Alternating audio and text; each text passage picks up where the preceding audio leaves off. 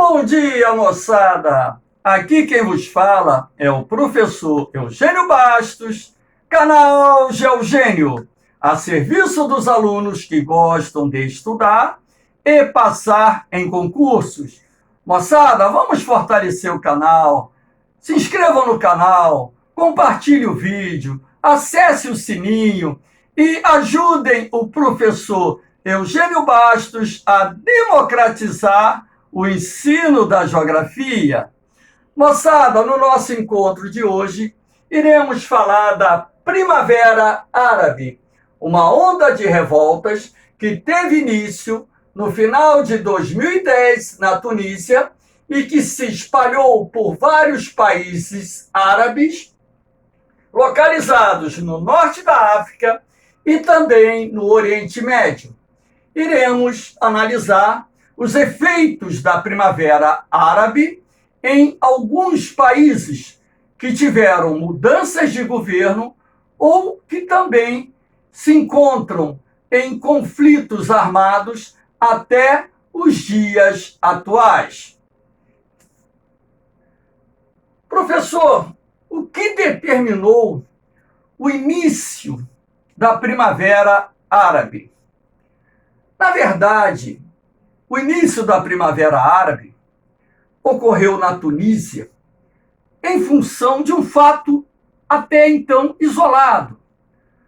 Um jovem de 26 anos, vendedor ambulante, que possuía uma carroça e ali vendia verduras, legumes, frutas, porém não tinha licença para trabalhar, ele pagava propina diariamente para poder vender os seus produtos e ajudar a sustentar a sua família. Até que um belo dia, a força policial apreendeu a sua carroça, as suas mercadorias, porque ele se negou a dar essa propina, revoltado com toda aquela situação. Ele ainda tentou, junto aos órgãos de fiscalização, liberar sua carroça, sua mercadoria, e a recusa de liberar os seus produtos gerou uma situação de desespero e esse jovem comprou gasolina, espalhou no corpo e ateou fogo, imolando o seu corpo. Levado para o hospital com queimaduras de primeiro, segundo e terceiro graus, poucos dias depois, ele não resistiu e faleceu. Parentes e amigos revoltados com essa situação, utilizando as redes sociais, convocaram os seus amigos e parentes para protestar contra essa situação. E milhares de pessoas aderiram à convocação e saíram às ruas para protestar contra a situação, até mesmo porque o desemprego na Tunísia entre a população mais jovem chegava ali à casa dos 30%. Então, esses protestos acabaram sendo não só contra a situação econômica da maior parte da população tunisiana desempregada, assim como a corrupção no governo do presidente Ben Ali e ainda a questão da ditadura de um governo centralizador, opressor, que, na verdade, não estava desenvolvendo ações de governo em benefício da população. A repressão aos manifestantes desencadeou uma onda de protestos que se espalhou por todo o país, levando o presidente Ben Ali a fugir da Tunísia e ir para o exílio na Arábia Saudita. E ali, o presidente Ben Ali acabou falecendo um tempo atrás. Ele foi condenado pela justiça tunisiana por crimes de corrupção, desvio de dinheiro público e envolvimento com organizações criminosas. condenado a algumas dezenas de anos de prisão.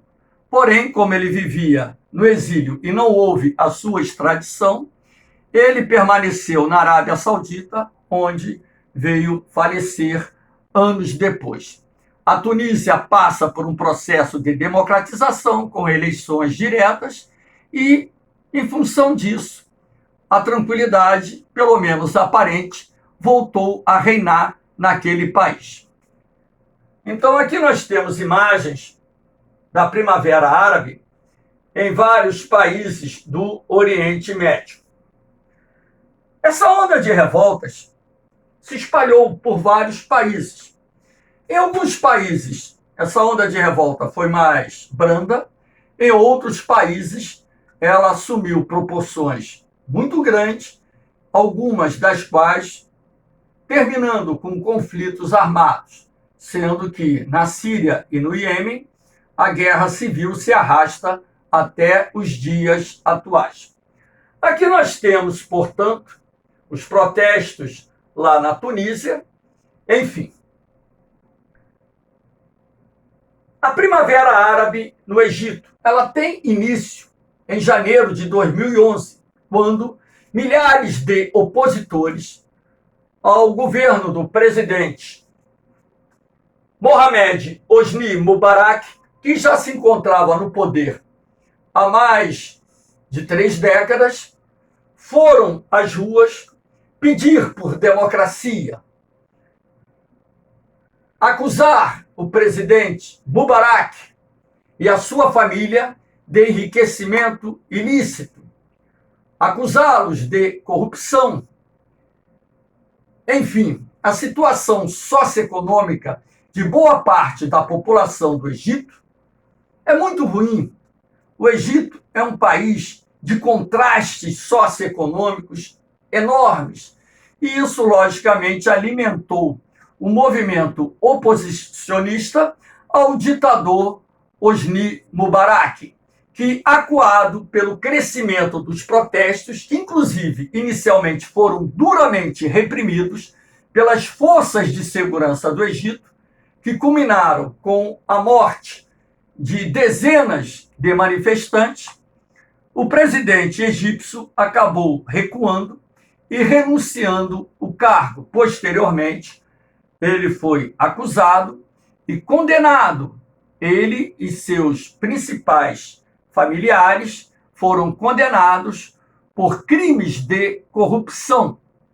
Todavia, como ele teve um AVC e o seu estado de saúde merecia cuidados, o presidente egípcio ficou cumprindo pena domiciliar. Ele não foi encaminhado a um presídio. Assume o governo uma junta militar, cujo objetivo era pacificar o país, organizar o país para a realização de eleições presidenciais. Meses após, foram realizadas eleições e o então candidato da Irmandade Muçulmana vence as eleições, o presidente Mohamed Morsi. Venceu as eleições, porém não permaneceu no cargo por muito tempo, uma vez que os protestos voltaram às ruas, na medida em que o presidente Morsi não cumpriu aquilo que prometera na sua campanha presidencial.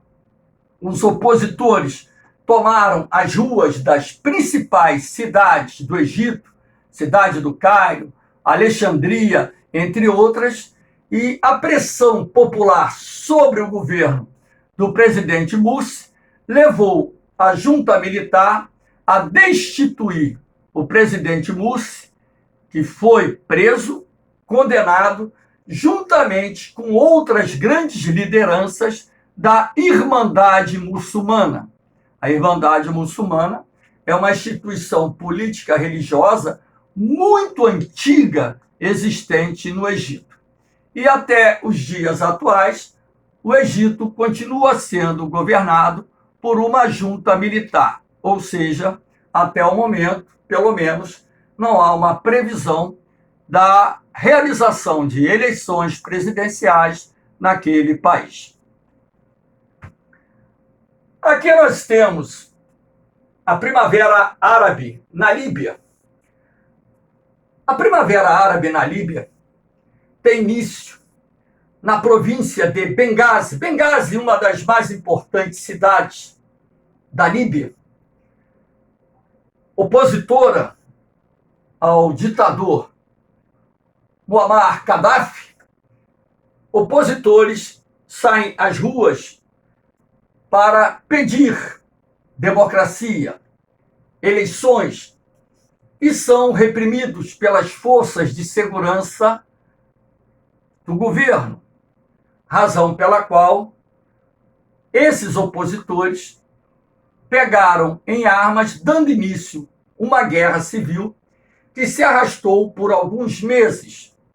Os rebeldes líbios, apoiados por países moderados árabes que enviavam recursos e armas para a formação de um exército popular para depor o presidente Gaddafi, os rebeldes chegaram a conquistar importantes áreas do território líbio. Porém, o presidente Gaddafi contrata mercenários em vários países africanos em apoio às suas forças armadas e consegue conter os rebeldes que passam da ofensiva para a defensiva. Havia um eminente risco de massacre das populações civis nas áreas controladas pelos rebeldes, até mesmo porque a Líbia conta com força aérea, com artilharia pesada, foguetes e mísseis que poderiam ser utilizados para atacar as áreas controladas pelos rebeldes, matando assim uma grande quantidade de pessoas.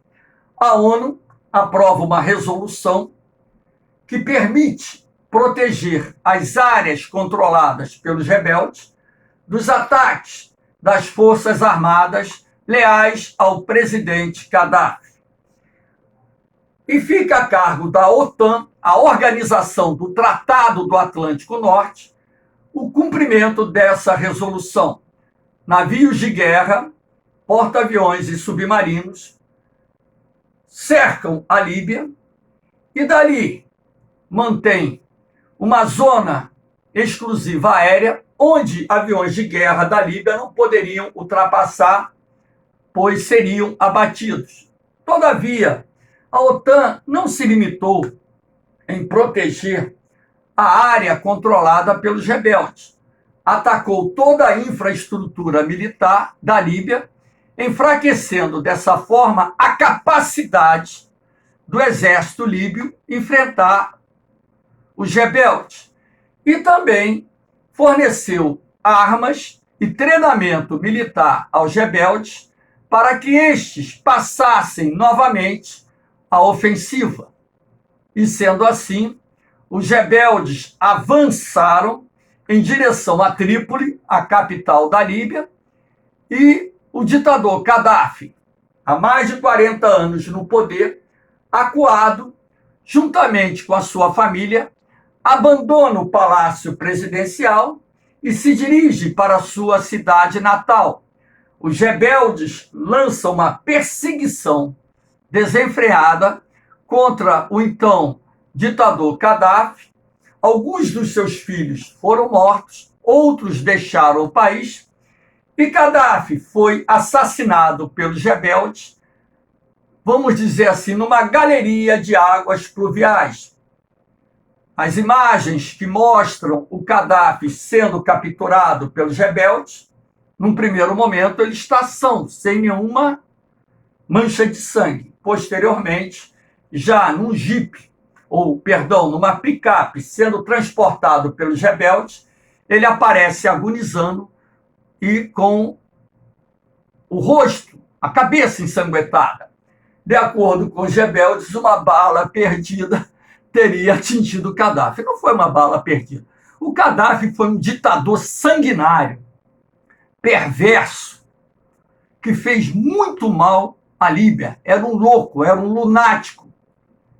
E como todo ditador, teve o fim que mereceu, por todas as atrocidades que ele cometeu, inclusive contra pessoas inocentes dentro da Líbia. O problema não foi só derrubar o Gaddafi. O país vai passar por uma transição em que eleições foram realizadas, mas, porém, o país está dividido. E a guerra civil continua ocorrendo, porque as forças de oposição querem derrubar o governo atual. A Líbia, na verdade, possui vários clãs, alguns dos quais são inimigos históricos, que foram mantidos sob pressão e opressão pelo governo do general Gaddafi durante muito tempo. Agora, com a fragilização política militar da Líbia, esses clãs, apoiados por segmentos diversos, inclusive pelo próprio Estado Islâmico, iniciaram uma guerra civil cujo desfecho é muito difícil de você poder prever. Na verdade, o país continua sendo dilacerado por esse conflito armado, gerando mais ainda o empobrecimento e aumentando as dificuldades socioeconômicas da população local. Aqui nós temos a imagem de manifestantes contra o governo do ditador Muammar Gaddafi. Aqui nós temos a guerra civil na Síria, que também é mais um capítulo da Primavera Árabe. De acordo com informações, a Primavera Árabe chega lá na Síria, no início de 2011, quando então, na onda dos protestos realizados em vários países árabes, opositores ao presidente Bashar al-Assad saem às ruas pedindo eleições diretas e exigindo democracia. As forças de segurança do presidente Bashar reprimem duramente as manifestações. E na medida em que essa repressão aumentava, a oposição ao governo do presidente Sadat pega em armas e inicia a guerra civil na Síria. A Síria é um país que possui cerca de 70% da sua população sunita.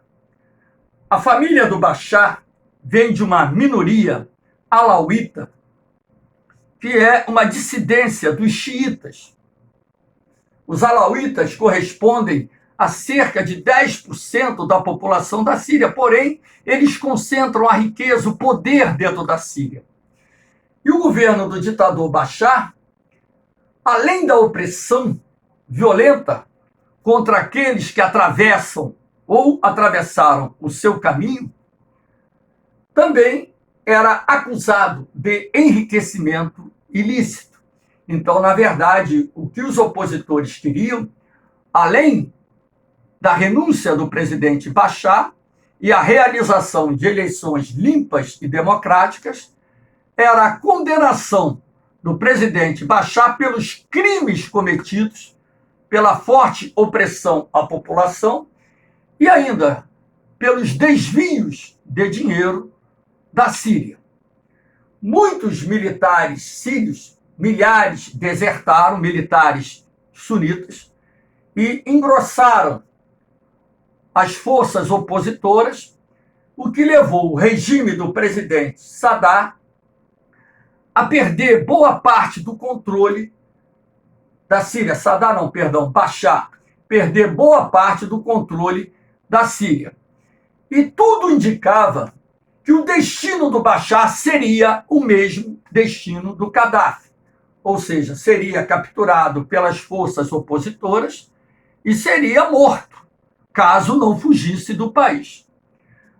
A oposição síria ganha o apoio dos países moderados árabes, que além de ajuda financeira enviam armamentos para a oposição, e também as potências ocidentais, a princípio, não fornecem armas, mas apoio com fornecimento de equipamentos não letais à oposição síria.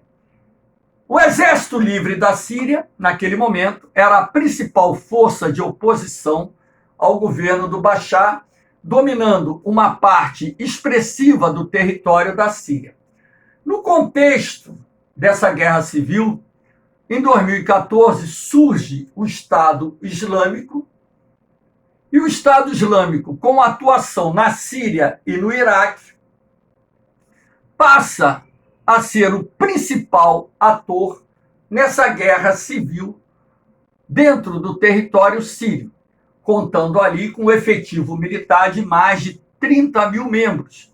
O Estado Islâmico, um grupo fundamentalista que queria implantar um califado na Síria e no Iraque, domina inúmeras cidades e províncias da Síria, impõe a Sharia, um conjunto de leis contidas no Corão, o livro sagrado dos muçulmanos. Ou seja, a ideia era transformar a Síria e o Iraque numa espécie de califado teocrático.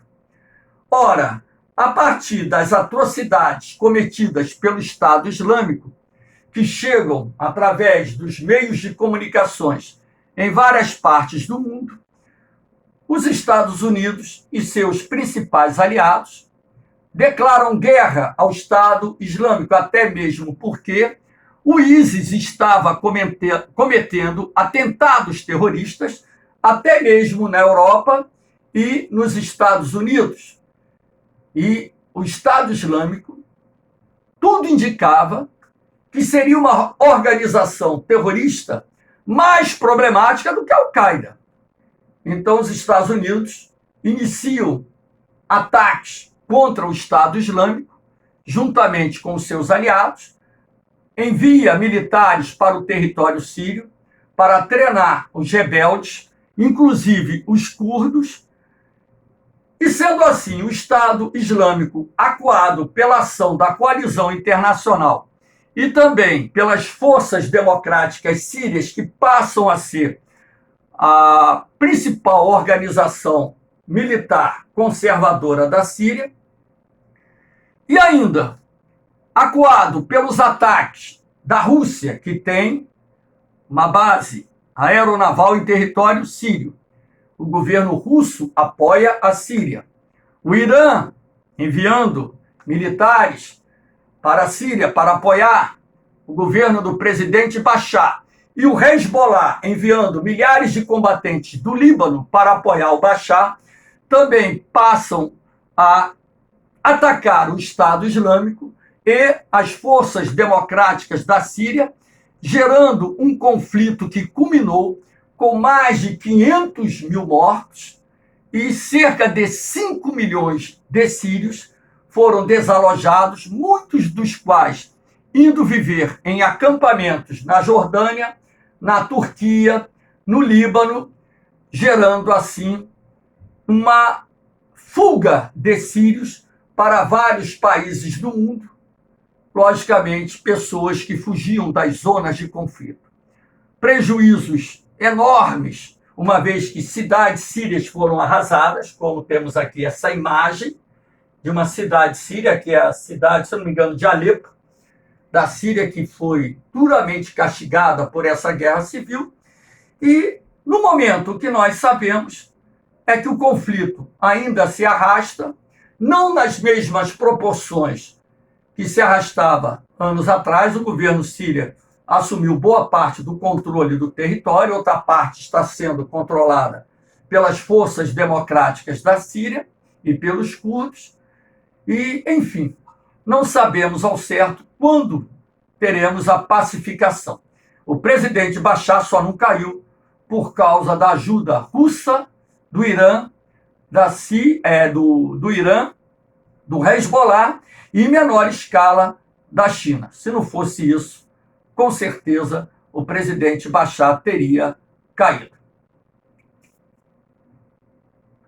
Aqui nós temos a guerra civil no Iêmen, a Primavera Árabe, atinge o Iêmen, que é um país localizado no Oriente Médio, na Península Arábica. A princípio, essa onda de revoltas se espalha pelo Iêmen, que, aliás, é um país, volta e meia, envolvido em conflitos. Conflitos ali é coisa comum, corriqueira.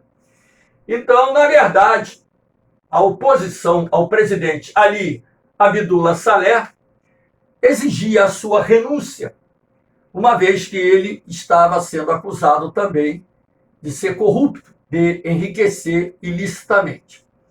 O presidente Saleh, ele se manteve no poder nos primeiros meses dessa onda de protestos. Depois, ele deixa o governo e vai viver no exílio, lá na Arábia Saudita. O Palácio Presidencial chegou até mesmo a sofrer um atentado terrorista. O Iêmen, ele tem ali facções terroristas ligadas à Al-Qaeda. Portanto, ali você tem parte do território que é controlado por grupos fundamentalistas islâmicos. Você tem os Houthis, que, apoiados pelo Irã, também constituem um ator importante nessa questão da guerra civil que eclodiu no Iêmen. E ainda a Arábia Saudita forma uma coalizão internacional de países árabes conservadores para apoiar o regime da capital, o regime de governo, Sana, o presidente do Iêmen, e a guerra no país se arrasta até os dias atuais. O Iêmen está dilacerado, literalmente dilacerado.